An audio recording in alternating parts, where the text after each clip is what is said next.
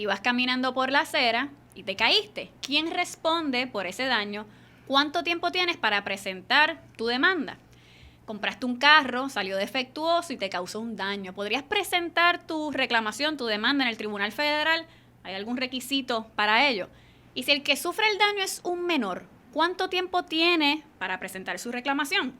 Hay preguntas para amigos y hay preguntas para abogados. En este podcast juntamos a los amigos con los abogados para contestar con calle todas esas preguntas que tienes sobre situaciones de derecho que surgen día a día.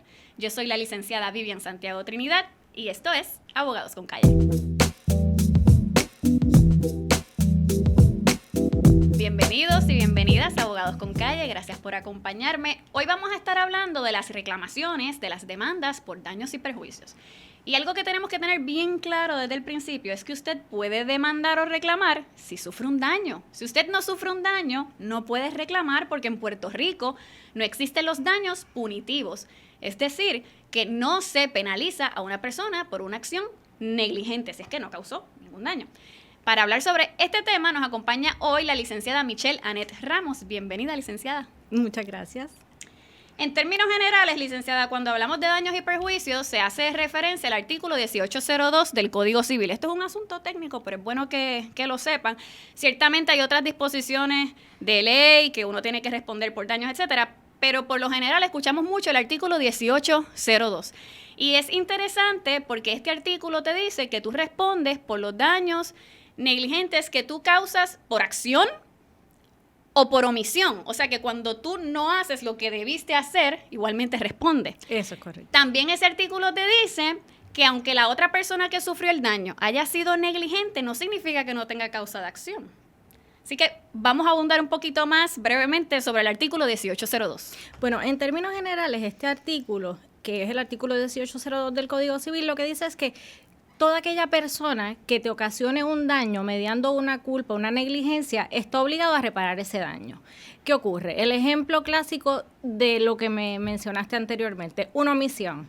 La gente dice, pero una omisión, o sea, por hacer nada voy a ser negligente. Pues el ejemplo clásico, vas a una sala de emergencia, estás presentando unos síntomas, tal vez estás infartando, tal vez tienes una peritonitis, y el médico que te atiende no diagnostica cuáles son, ¿verdad? No diagnostica tu condición porque no lleva a cabo los estudios necesarios, no te hacen ¿verdad? Todo el protocolo necesario para tratarte y eso es una omisión. Muchas veces, ¿qué ocurre? Por no hacer nada, el médico no hizo nada, pues por no hacer nada, a veces el paciente hasta fallece. Así que tenemos casos en los que por hacer nada sí vas a responder. Vas a responder, ¿verdad? Por aquel daño que le ocasiones a esa persona a la cual tú debías tal vez cuidar. Y los casos típicos que caen bajo daños y perjuicios, caída. Bajo el 1802 vamos a ver mucho caso pues, de caídas, impericia médica. Ahí también caen los casos de productos defectuosos, como mencionabas anteriormente. Pueden ser vehículos, puede ser cualquier tipo de producto. Y pues bajo esta disposición tú puedes reclamar por cualquier daño que tú sufras, ya fue pues tuviste una caída en un lugar o hay veces que, por ejemplo, hemos visto casos, en un centro comercial ocurre un acto criminal.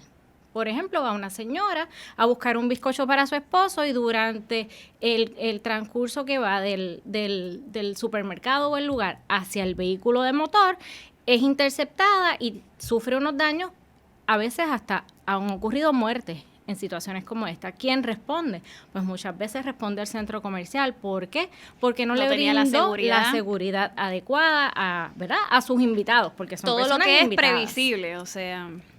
Eso es correcto. Todos los daños que tú, como un hombre prudente y razonable, puedes prever, ¿verdad? Que pueden ocurrir si tú tienes un centro comercial abierto al público, tú estás invitando a esas personas a que vayan a tu comercio a consumir, a gastar dinero, pues tú también tienes un deber de previsión y de cuidado para esas personas. Bien. ¿Y cuánto tiempo tiene un individuo que sufre un daño para reclamar bajo el artículo 1802? La regla general bajo el 1802 es que tienes un año a partir de que sufres el daño y conoces, ¿verdad?, quién te ha ocasionado ese daño. Y eso es particularmente importante porque muchas veces se sufre el daño y tú no sabes quién lo causó. Eso es correcto. Quizás en el escenario, como dijiste anteriormente, del hospital. ¿Cómo tú sabes que fue el médico, no fue la enfermera? Digo, obviamente ahí muy probablemente el abogado va a demandar a todo el mundo. Por eso es que es bien importante el acto cognoscitivo. No solamente es que sufriste el daño, es que conoces quién te ocasionó ese daño. Pero obviamente tú también tienes un deber de conocer las circunstancias de tu caso y tienes un deber de investigar que si el acto negligente, si hubo un acto negligente, ¿quién me ocasionó ese daño? Tienes un año a partir de eso, siempre y cuando seas mayor de edad. Porque si es un niño, si es un menor de edad, cualquier persona menor de 21 años, pues el término prescriptivo va a comenzar a decursar una vez esa persona viene a la mayoría de edad. O sea, llega a sus 21 años. En Puerto Rico son los 21. En Puerto Rico es 21. Pues una vez cumples los 21, tienes un año. ¿Qué ocurre? Que muchas veces, por ejemplo, es un niño, vamos a suponer, un niño de 8 años, está con los papás, sufre una caída, sufre un acto de impericia médica en un hospital, pues, ¿qué ocurre? El padre o la madre, ambos, ¿verdad?, bajo la patria potestad que tienen sobre el menor, pueden radicar la acción ¿verdad?, en representación de ese menor. Cuando esto ocurre es bien importante que las personas entiendan, porque hay veces que van a la oficina, licenciada, le pasó esto al nene, se cayó en la tienda X, pero yo no quiero radicar una demanda, yo quiero solamente reclamarle a la compañía de seguro porque ya yo tengo la información.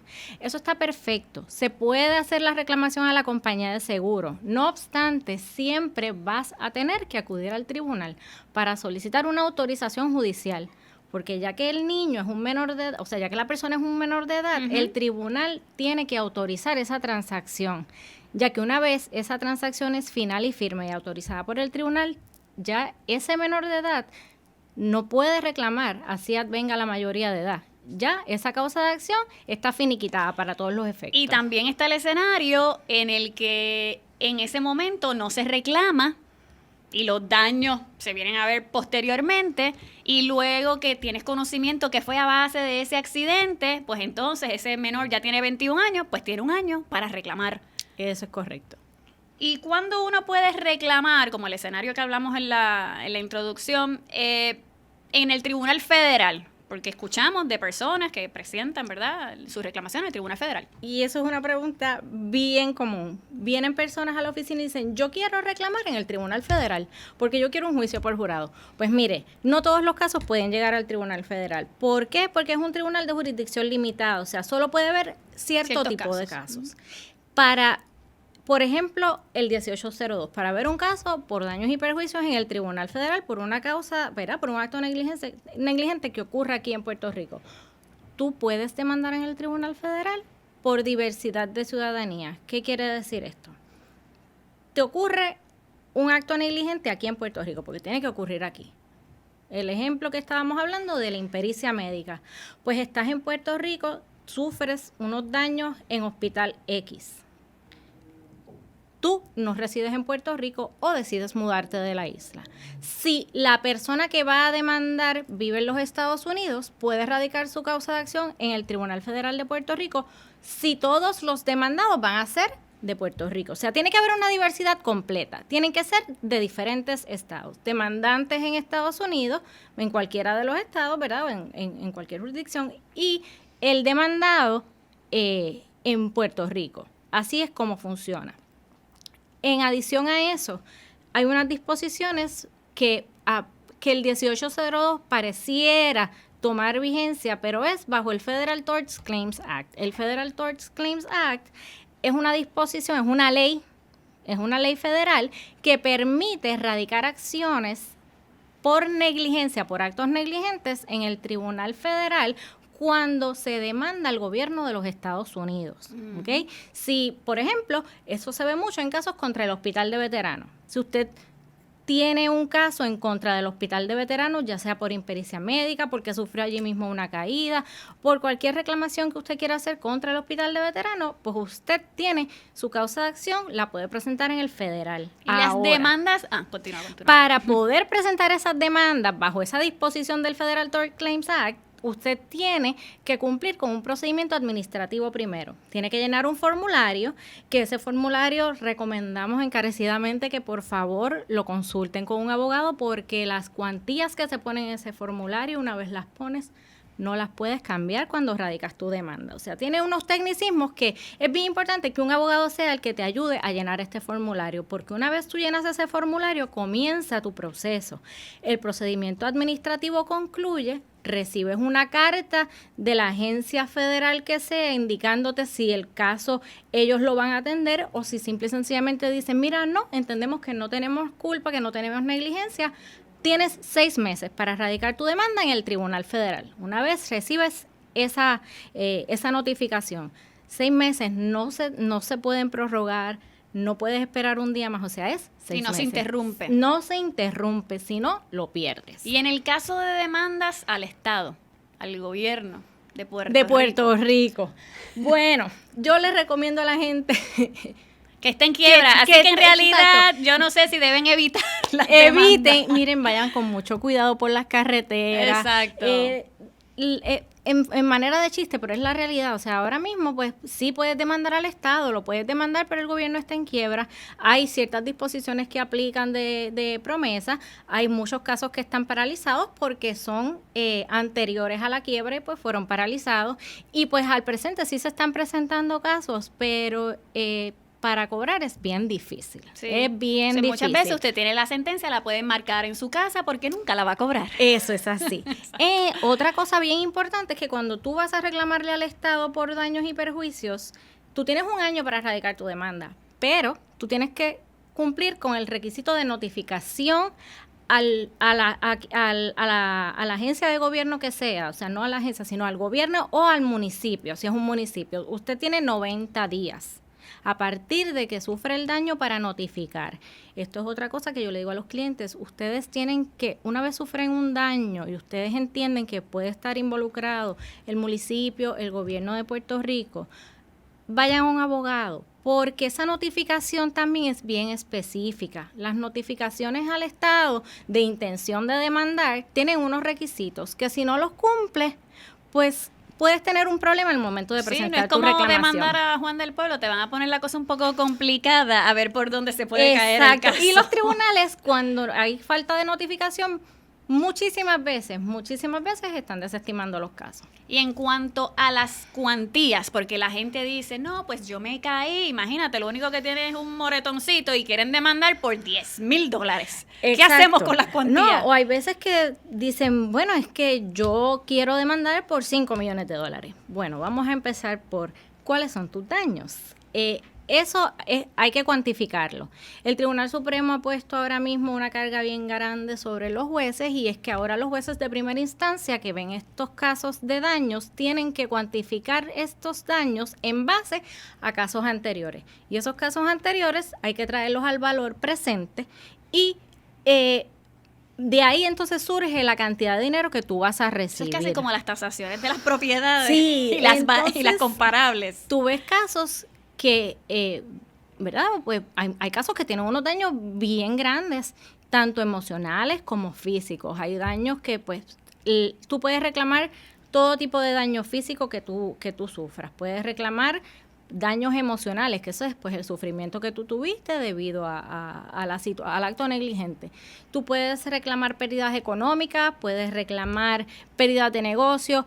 Muchas de estas es necesario tener un perito, una prueba pericial, y eso ayuda mucho. Si tú tienes pérdidas de negocio, si tú tienes pérdidas de ingresos, tienes un perito que lo cuantifica, y ahí obviamente pues el tribunal no se va a dejar llevar por casos anteriores, se deja llevar por la realidad de los números de tus ingresos y de tu pérdida. Así que el tribunal va a tomar en consideración casos anteriores para angustias y sufrimientos mentales, operaciones, aunque hay más o menos unos estándares, ¿verdad? Pero así es que el tribunal va a valorar. Y volviendo al tema de los estados, o sea, del estado del gobierno de Puerto Rico, hay unos límites. Eso es así.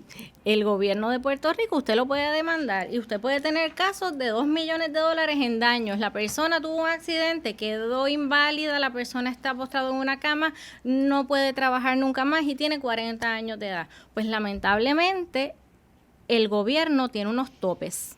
Son $75,000 por persona hasta un máximo de $150,000 por incidente. ¿Qué quiere decir? Hay un incidente y 10 personas perjudicadas, esos $150,000 se tienen que dividir entre ellos como buenos hermanos. Exacto, a por rata de los daños sufridos, aunque los daños sean mayores.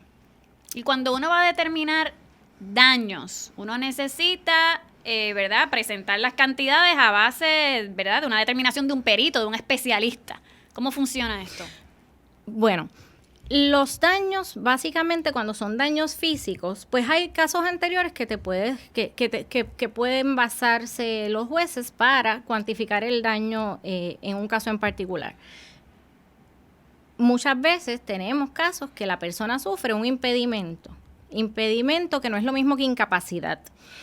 El impedimento lo va a determinar un experto, probablemente un fisiatra, y va a hacer un informe, y en ese informe él va a decir, bueno, pues Juan tiene un 10% de impedimento. Ese 10% es cuantificable. Los jueces normalmente están dando a los tribunales entre $4,000 a $7,000, es lo más que hemos visto que un tribunal apelativo ha confirmado por cada impedimento. Así que si usted tiene un 10%, pues multiplica eso por 4,000 mínimo. Y ahí más o menos usted puede ir valorando el caso. Si usted toma terapia física, bueno, pues por cada terapia física, normalmente el tribunal le puede dar $250 por cada terapia física.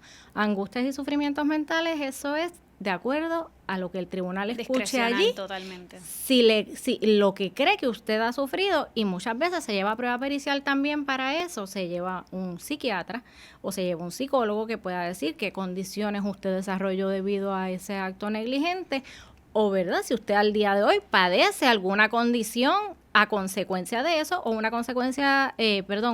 condición anterior se fue exacerbando por este acto negligente que usted sufrió. Y cuando uno presenta una demanda en el tribunal, bueno, pues puede ser que la determinación la haga el juez, pero ellos también promueven que hayan transacciones.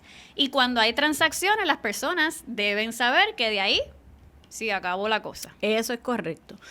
Cuando usted presenta un caso en el tribunal y usted llega a un acuerdo de transacción, usted va a firmar un relevo total, y ese relevo que usted va a firmar va a decir que usted está renunciando a cualquier daño futuro que sea consecuencia de ese mismo acto negligente. O sea que usted, una vez transa su caso, hasta ahí ya se acabó. No hay más nada que reclamar. Y lo mismo pasa también pues con los menores, como hablamos anteriormente. Bueno, pues hoy aprendimos bastante sobre las demandas relacionadas a daños y perjuicios, el asunto de las cantidades, las notificaciones. Licenciada, le agradecemos muchísimo que nos haya acompañado en el día de hoy. Recuerden que cada situación es diferente y que usted debe consultar, ¿verdad?, con su abogado de preferencia. De igual modo, recuerden que ustedes son los directores de este podcast y que nos pueden escribir un correo electrónico abogadosconcalle@jaguarmedia.com. Yo soy la licenciada Vivian Santiago Trinidad y esto fue Abogados con Calle.